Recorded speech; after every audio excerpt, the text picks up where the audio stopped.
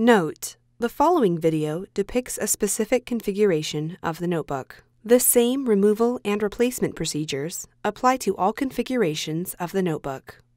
Before you begin, remove the base enclosure. Removal. Disconnect the battery cable from its connector on the system board. Disconnect the fan cable from its connector on the system board.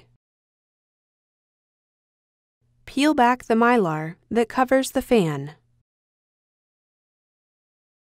Remove the two 3.5mm P1 Phillips head screws that secure the fan to the system board. Lift the fan off of the system board and slide it out from under the heatsink. Replacement. Tow the fan under the heatsink and lower it into position on the system board.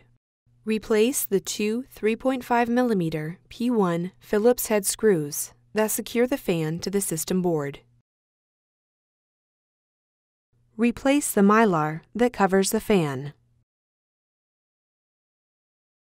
Connect the fan cable into its connector on the system board. Connect the battery cable into its connector on the system board and route it through the routing channel on the battery.